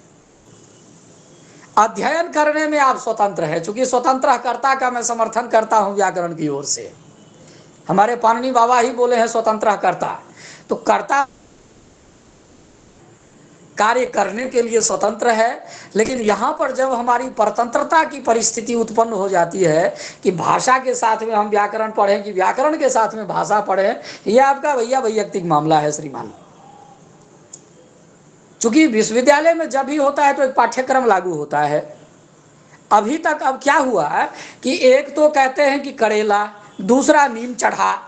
तो एक तो व्याकरण में इतने मोटे मोटे ग्रंथ है, दुनिया भर के उसमें टीकाएं हुई है, उसी को संभालना कठिन है। ऊपर से और यदि हम भाषा विज्ञान को डाल दें या भाषाई क्षेत्र को उसमें डाल दें तो और एकदम महाभाष्य पढ़ना पड़ेगा। और मुझे नहीं लगता है कि फिर वो 3 साल में शास्त्री खत्म हो पाएगा या 2 साल में आचार्य का पाठ्यक्रम समाप्त हो पाएगा, असंभव सा लग रहा है। हाँ, इतना इसमें से अवश्य कहा जा सकता है कि निष्कर्ष रूप में मैं व्याकरण का बोल रहा हूं कि पूरा यदि आप देख लें तो एक हो गया संधि प्रकरण, जिसका जीवन काल में प्रारंभ से लेकर के मरने तक काम आएगा। संधि प्रकरण का ज्ञान अच्छी तरह से होना चाहिए, क्योंकि संधि प्रकरण का यदि ज्ञान नहीं है तो फिर तो भवती इत्यादि की साधनिका तो भगवान भरोसे बहुत मुश्किल है। संधि प्रकरण का संधि प्रकरण एक, दूसरा उससे आगे जब हम जाते हैं तो संधि प्रकरण में भी एक संशोधन मैं करना चाहूँगा जो हमारे यहाँ की पद्धति में नहीं है, प्रायः अभी तक तो नहीं है। सीधे हम दूसरे के भरोसे पूर्वक ज्ञान को बगैर परीक्षण किए हुए संधि प्रकरण शुरू कर देते हैं। संधि प्रकरण से पूर्व हमारे पास में कुछ शब्दों की सूची होनी चाहिए जो उस प्रकरण से संबंधित सूचियां हैं, वो आवश्यक है। उसको आप जिस तरीके से पढ़ा सकते हैं, बच्चे के पास में पूर्व सामग्री होनी चाहिए कि देखो बेटा ये सारे शब्द हैं और इनको अब हम तोड़ने की कला सीखते हैं या इनको हम जोड़ने की कला सीखते हैं, तब हम उसको कलाकारी बताएंगे। यहाँ क्या होता है कि सीधे हम सूत्र लेकर के माथा पर पटक देते हैं बिल्कुल ईंट की तरह। उस बच्चे को ही पता नहीं है, मुश्किल से 50 शब्द बच्चा नहीं बोल सकता है। बच्चा रहे कि बूढ़ा रहे, जिसको हम लघु सिद्धांत कौमुदी पढ़ाने के लिए जा रहे हैं, उसकी शब्दावली का जो स्टॉक है, शब्दावली का जो कोश है, शब्द कोश है, वो एकदम कमजोर है। कई बार मैंने अनुभव किया है, क्योंकि प्राकशास्त्री में भी अध्यापन करने का मौका मिला और प्रोफेसर हरे कृष्ण महापात्र जी की कृपा से आचार्य द्वितीय वर्ष में भी अध्यापन करने का मौका मिला। अब परिस्थिति ये हो जाती थी कि उसको कुछ भी यदि परम लघु मंजूषा का समझाएं तो बस शब्दावली में ही बोल। अब उसको सिद्धांत क्या समझाएगा व्यक्ति। इसलिए जो एकदम आधारशिला है वह है शब्द। हमारे पास शब्द कितना अपेक्षित है वो आवश्यक है। सबसे पहले आप शब्द का स्टॉक बढ़ाइए, वाक्य का स्टॉक बढ़ाइए। आपके पास जितने शब्द रहेंगे, शब्द है तभी तो उसका संधि या समास या उसका संयोजन या वाक्य में प्रयोग करना, ये सारी चीजें तो शब्द पर ही आधारित है। इसलिए शब्दों की अपेक्षा होती है। अब व्याकरण पठन पाठन की जो प्रक्रिया है, इसमें एक संशोधन अपेक्षित है वर्तमान पठन पाठन में। जैसे प्रश्न जब हम लिखना शुरू करते हैं तो उसमें ऊपर में लिखा रहता है कि सर्वे प्रश्न समान अंका, कई प्रश्न पत्र पर। व्याकरण में ये नियम नहीं चलेगा, सर्वे प्रश्न समान अंका न भवंती, ये नहीं है। इसके लिए गुरु जी को समृद्ध होना पड़ेगा, क्योंकि बगैर गुरु जी का व्याकरण संभव नहीं है। अकेले यदि कोई व्यक्ति चाहे कि हम चाहे धरानंद शास्त्री की हिंदी व्याख्या पढ़ लें या गोविंद शास्त्री जी की व्याख्या पढ़ लें, तो भाई साहब बहुत सारी ऐसी समस्याएं हैं। पूरे 5 वॉल्यूम सिद्धांत कौमुदी रखे हुए हैं गोविंद जी की व्याख्या, मैं भी उसको पढ़ा हूं और इसीलिए पढ़ा कि व्याख्या बड़ी सरल तरीके से किया गया है, लेकिन बहुत सारी ऐसी चीजें हैं कि बगैर गुरु जी का आपको समझ में नहीं आएगा, क्योंकि ये गुरुकुल पद्धति है। ये आधार ही वहीं से शुरू हुआ है, बिना गुरुजी का संभव नहीं है। कोई ना कोई आपके साइड में ऐसे गुरुजी होने चाहिए जिनको सही में शास्त्र का ज्ञान है, भीतर तक पांडित्य है उनको। कम से कम ग्रंथ देख करके वो गुत्थी सुलझा सके कि इस प्रश्न का ये उत्तर होगा। एक पक्ष है, ये हो गया केवल शास्त्रीय पक्ष में। लौकिक पक्ष में मैं ये कहना चाहूंगा कि मेरी अपेक्षा क्या है। मान लीजिए कि मुझे केवल संधि समास कारक पढ़ना है, तो संधि समास कारक पढ़ना है जो आधुनिक अपेक्षा है, हम केवल वही पढ़ेंगे। केवल हम संधि समास कारक पढ़ेंगे, बाकी जो हमारे सिलेबस में नहीं है, जो हमारी चीजें नहीं है, जिनसे मेरा कोई लेना देना नहीं है, हम उसको नहीं पढ़ेंगे। मान लीजिए समास में भी जैसे तत्पुरुष समास है, द्वंद्व समास है, कर्मधारय समास है, द्विगु समास है। उसके बाद एक और प्रकरण आता है जो एक अलग से इन्होंने ग्रंथ लिखा है। देखिए ना, एक ओझा जी हैं, मैं नाम भूल रहा हूँ, व्याकरण विनोद नाम का उनका ग्रंथ है, बड़ा रोचक ग्रंथ है। लेकिन उसमें क्या है कि पूरा द्विरुक्त प्रकरण पर अलग है। जैसे हम लोग लौकिक व्यवहार करते, जाओ जाओ, आओ आओ हिंदी में, तो समास में भी पूरा प्रकरण ही एक द्विरुक्त समास प्रकरण का, जिसका कहीं कोई कॉम्पिटिटिव एग्जाम में जिक्र नहीं है। तो अब निष्कर्ष ये होता है कि मेरी अपेक्षा क्या है। हम मोक्ष चाहते हैं या हम धरती पर रहना चाहते हैं? पूरा हमें व्याकरण लगाना है, पंक्ति लगानी है, तो फिर शंकराचार्य जी के मठ में जाइए श्रृंगेरी, वहाँ पर नागराज भट्ट जी हैं अभी, वो आपको पूरी पंक्ति पढ़ा देंगे अच्छी तरीके से। दूसरे परम श्रद्धेय पुष्पा दीक्षित जी हैं, यदि प्रक्रिया पढ़ना हो तो उनके पास चले जाइए, एकदम कौमा अलग विसर्ग सब पढ़ के आइएगा। नौकरी मिलेगी कि नहीं मिलेगी उसकी गारंटी नहीं है, माफ कीजिएगा।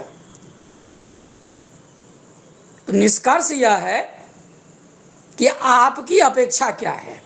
कॉम्पिटेटिव एग्जाम की दृष्टि से यदि चाह रहे हैं तो आपके सिलेबस में क्या लिखा हुआ है उस हिसाब से केवल उतना पढ़िए, क्योंकि और सारे चीज़ों को भी आपको पढ़ना है। यदि केवल ज्ञान के लिए पढ़ते हैं तो फिर सन्यासी से उत्तम कोई पढ़ाने वाला नहीं मिलेगा। किसी अच्छे सन्यासी गुरुजी को देखिए जो आपको शुद्ध ज्ञान की परंपरा बताएंगे और ज्ञान आपको देंगे।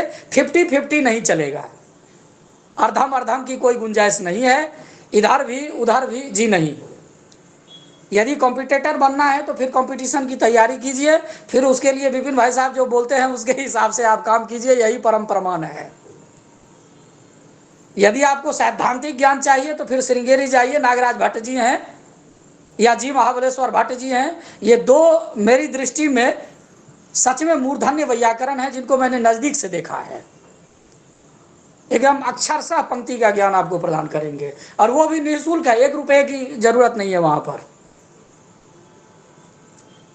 और पठन पाठन में आप अपने अपेक्षा के हिसाब से, यदि आप एमए के कोर्स में हैं तो कपिल देव शास्त्री जी का ग्रंथ है जो हिंदी माध्यम में लिखा हुआ है, और चक्रधर नौटियाल जी का है जो मोटे मोटे ग्रंथ सब अनुवाद विधि के बारे में उन्होंने अलग से प्रकरण बना बना करके हिंदी माध्यम से किया गया है। और उससे भी नीचे लेवल पर यदि जाना चाहते हैं तो श्रीपाद दामोदर सातवलेकर जी का ग्रंथ है संस्कृत स्वयं शिक्षक, प्रसिद्ध ग्रंथ है, कई वॉल्यूम में है वो ग्रंथ, एकदम प्रारंभिक ग्रंथ से लेकर के और अंतिम ग्रंथ तक आप पढ़ लीजिए।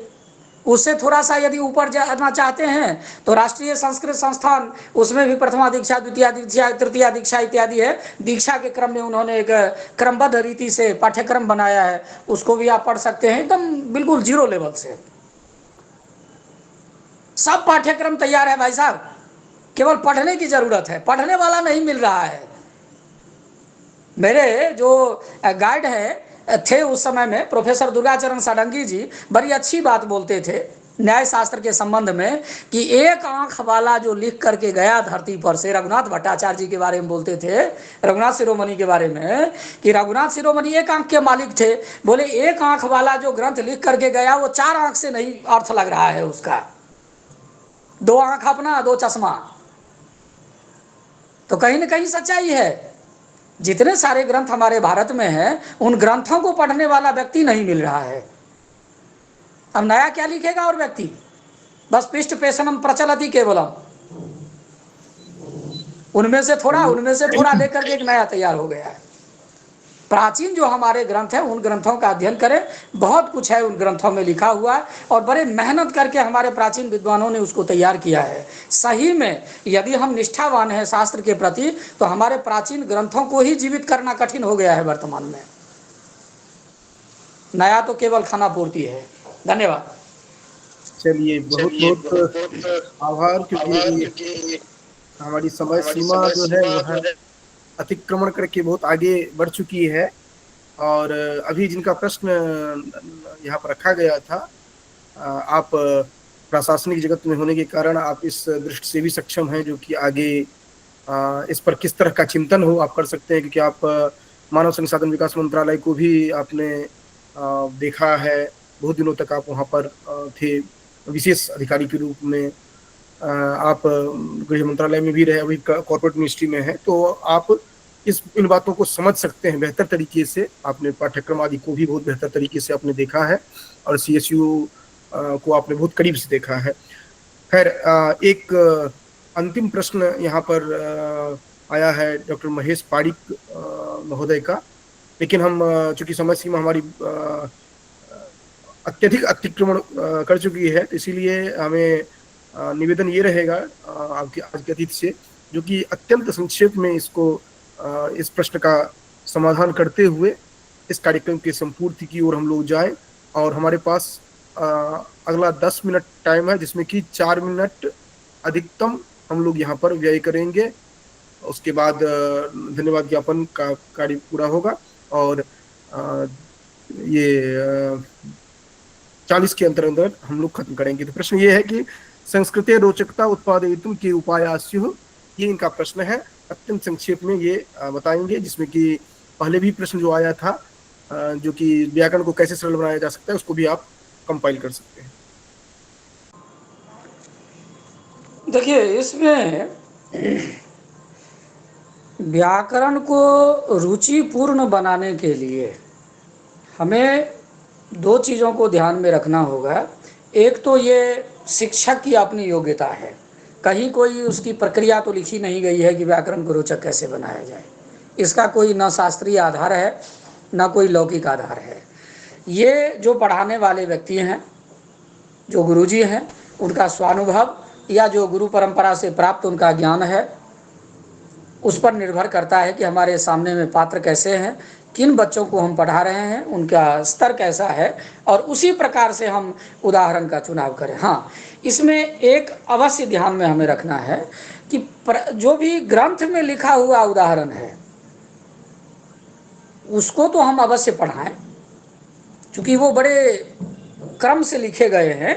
जैसे आप देखेंगे कि वहाँ पर जब हम संधि प्रकरण पढ़ाते हैं या कारक प्रकरण पढ़ाते हैं तो उसमें केवल उसी पंक्ति पर व्याख्या दी गई है और उसी का समाधान किया गया है कि इस पंक्ति में ये क्यों ग्रहण किया गया है, इस सूत्र में ये क्यों ग्रहण किया गया है। क्यों ग्रहण किया गया, ठीक है, वो शास्त्रीय विधि से उनकी एक अलग मर्यादाएं हैं, वो अभी हमें सीखना जरूरी है, लेकिन उसमें हमें अलग से सूची तैयार करनी होगी। जैसे मैंने पूर्व प्रश्न के बारे में कहा कि संधि प्रकरण पढ़ाने के लिए जब हम जा रहे हैं तो उसमें हमें शब्दावली को इकट्ठा करना पड़ेगा, होमवर्क पहले तैयार करना होगा, क्योंकि गुरुजी से यह अपेक्षा की जाती है कि गुरुजी बच्चे के स्तर में उतर करके ज्ञान दें,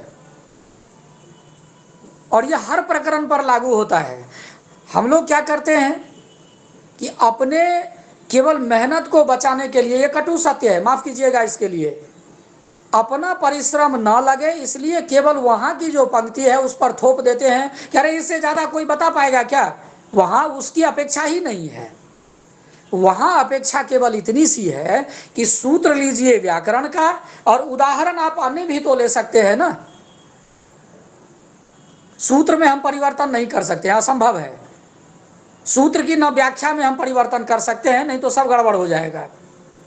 इन दो चीज में हम परिवर्तन कर नहीं सकते हैं, उसमें फिर शास्त्रीय पद्धति अपेक्षित है। वहां जो लिखा गया है उसे 1 इंच आगे पीछे नहीं हम कर सकते हैं उसमें। अब हमारे अधिकार क्षेत्र में केवल आता है उदाहरण।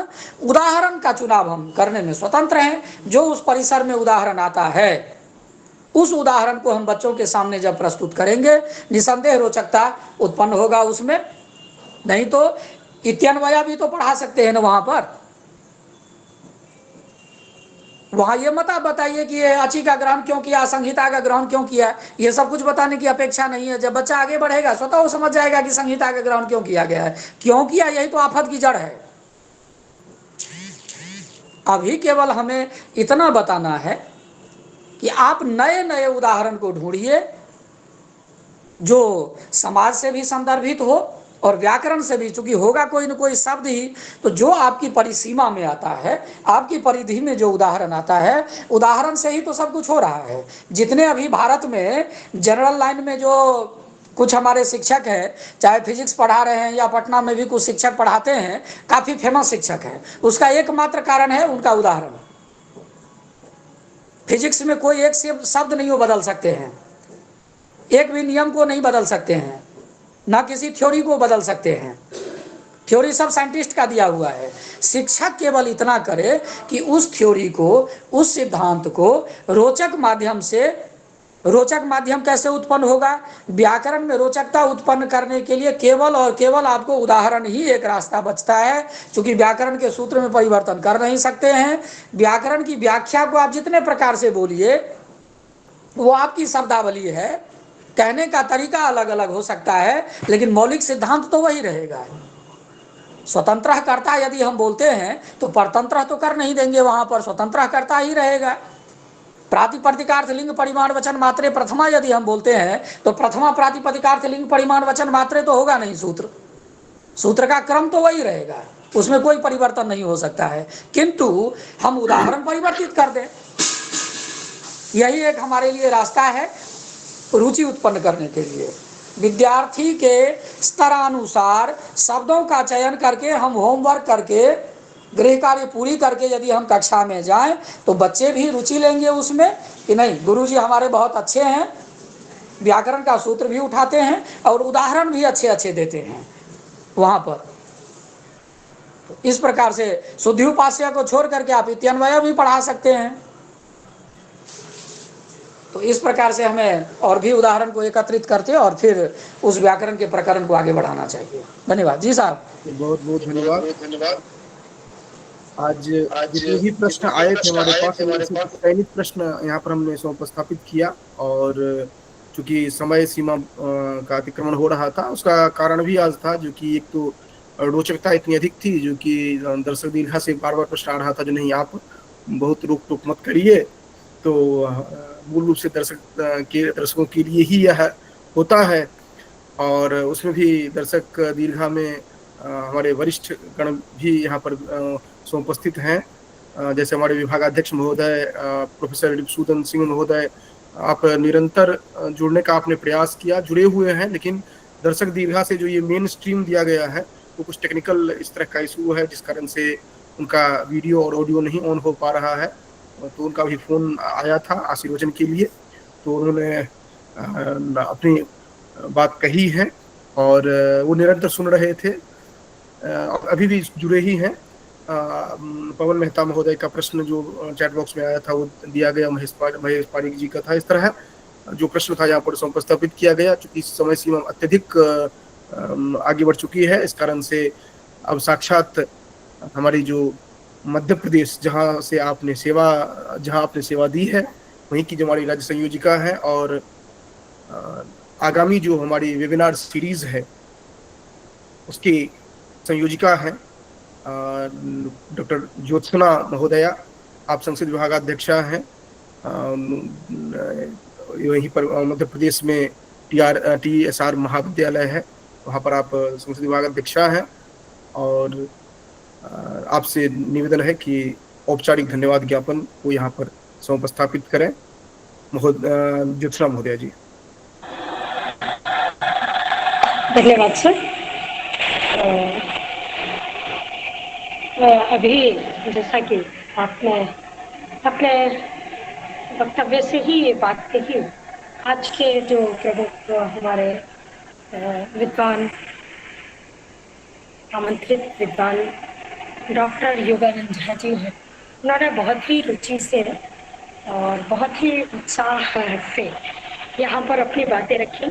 तो मैं ये कहना चाहूँगी कि व्याकरण में परिभाषा है कि व्याख्याने तो विशेष प्रतिपत्ति ही नहीं संदेहादि लक्षणम, कि जब उन्होंने सारे ही प्रश्नों का बहुत ही व्याख्यान पूर्वक, और कभी कभी तो ऐसा लगा मुझे कि कुमारी शते ना हो जाए यहाँ पर, तो वो भी बहुत अच्छा आपने यहाँ पर अपना प्रस्तुति दी।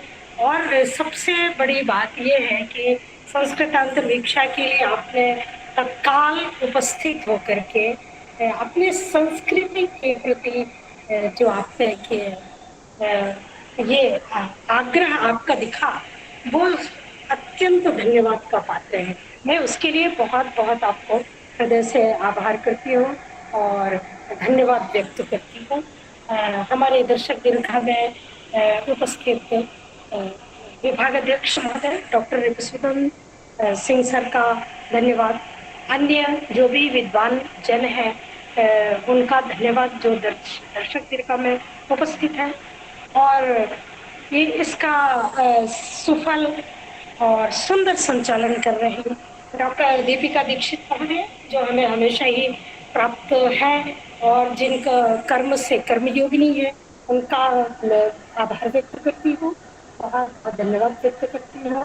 डॉक्टर विपिन कुमार झा जी, उनके लिए तो क्या कहा जाए, अभी तो आपके लिए हम सब लोग सुन ही पा रहे थे कि आपने एक प्रतिमान उपस्थित किया है और लोग उसका उदाहरण प्रस्तुत करते हैं।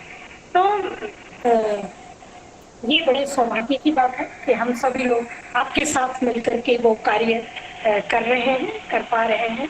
तो आपका मैं, चूंकि ये औपचारिक है, तो आपका भी मैं धन्यवाद व्यक्त करती हूँ। अन्य सभी लोग जो जुड़े हुए थे, जिन्होंने मंगलाचरण किया, और रोजी जी, उनका भी धन्यवाद व्यक्त करती हूँ। और आपने इतना अमूल्य समय दिया है, अमूल्य समय में समय दिया है, इसलिए कोटिशा धन्यवाद।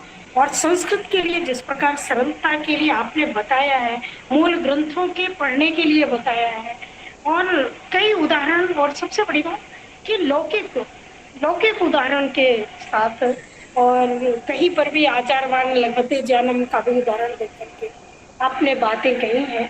तो इन सबको हम सब बहुत लाभान्वित हुए हैं।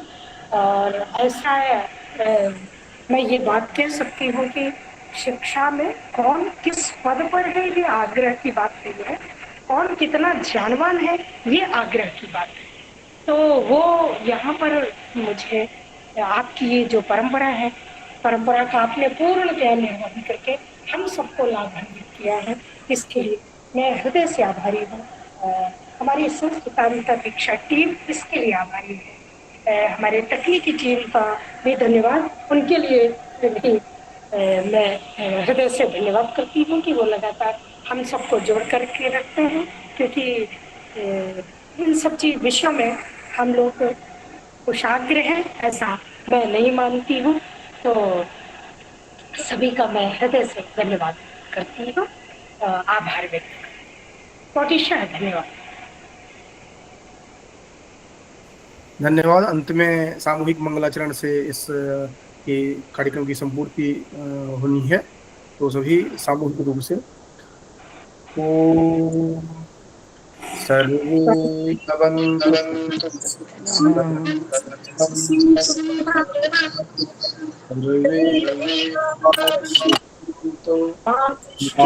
कस्य दुःखभाग् भवेत्।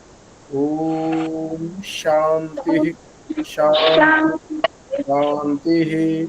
सभी को बहुत बहुत आभार।